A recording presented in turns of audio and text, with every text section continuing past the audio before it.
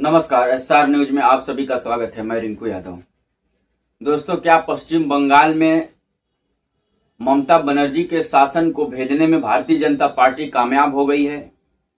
क्या जैसे 30 साल के कांग्रेस के शासन को लेफ्ट ने उखाड़ कर फेंक दिया था और उसके बाद कांग्रेस पूरी तरीके से पश्चिम बंगाल से गायब हो गई है, तो उसके बाद तृणमूल ने वामपंथी शासन को, लेफ्ट को, 34 सालों के लेफ्ट के शासन को जिस प्रकार से उखाड़ कर फेंका 2011 में, और आज लेफ्ट फ्रंट का ये स्थिति है पश्चिम बंगाल में कि उनके कार्यकर्ताओं को अब ढूंढा जाता है, ये खोजा जाता है कि कोई बचा भी है या नहीं बचा है पश्चिम बंगाल में। तो क्या अब वह दिन तृणमूल के लिए भी आ गया है? क्या अब तृणमूल का भी शासन का अंत पश्चिम बंगाल में हो चुका है? क्या तृणमूल भी अब कांग्रेस और लेफ्ट की तरह पश्चिम बंगाल से गायब हो जाएगी? क्योंकि पश्चिम बंगाल का इतिहास को यदि उठा करके देखें तो यही होते आया है।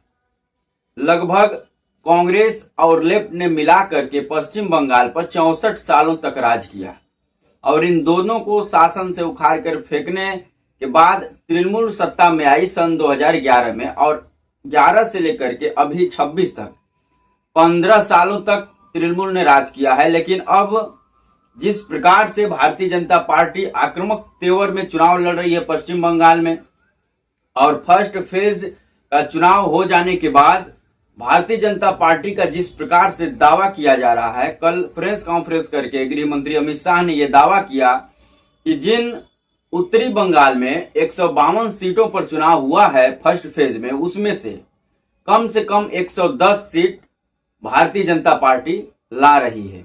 और इसके पीछे एक और भी कारण बताया जा रहा है। कारण ये बताया जा रहा है कि अब तक के इतिहास में पश्चिम बंगाल में सबसे ज्यादा वोटिंग हुई है।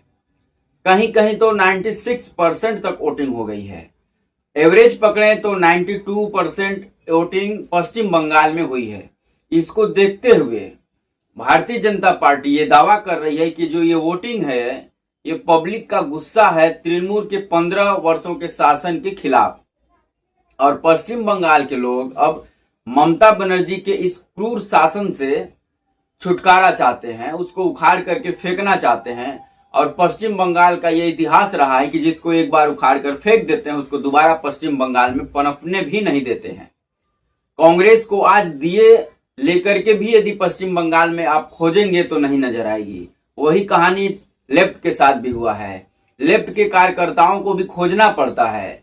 लेफ्ट पार्टी पश्चिम बंगाल में थोड़ी बहुत कहीं बची है कि नहीं बची है, इसके बारे में लोग एक दूसरे से पूछते हैं, और ये पश्चिम बंगाल के लोगों ने करके दिखाया है।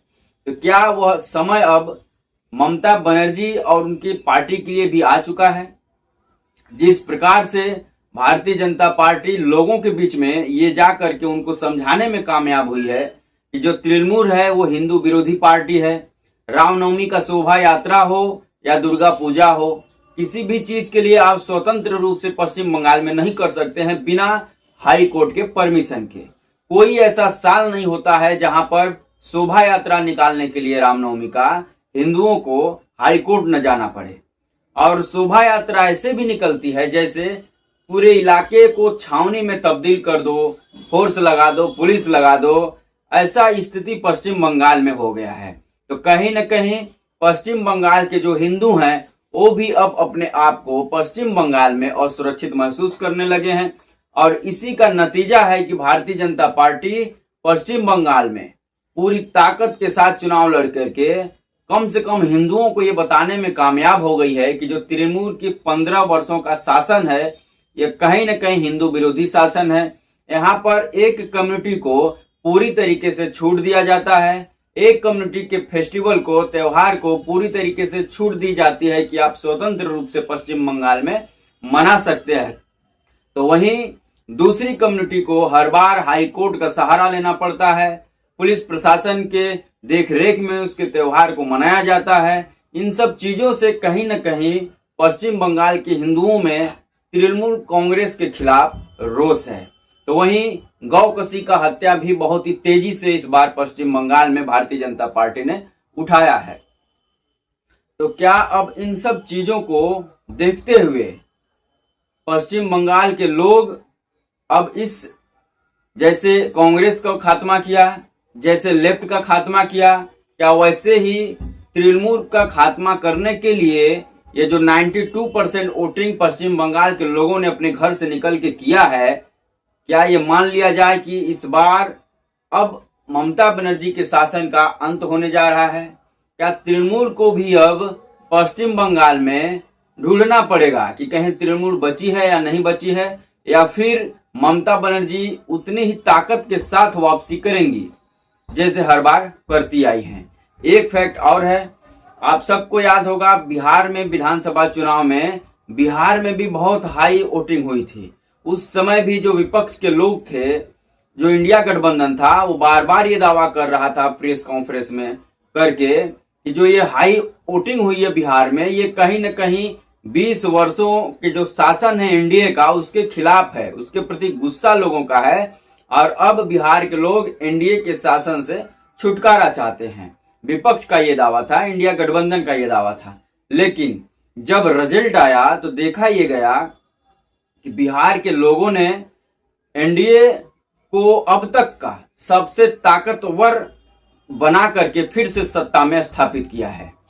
तो क्या जो पश्चिम बंगाल में वोटिंग हुई है अब तक का सबसे हाई लेवल वोटिंग, तो क्या ये माना जाए कि ममता बनर्जी फिर से चौथे टर्म में अपने तीसरे टर्म से अधिक शक्तिशाली बन के उभरेंगी?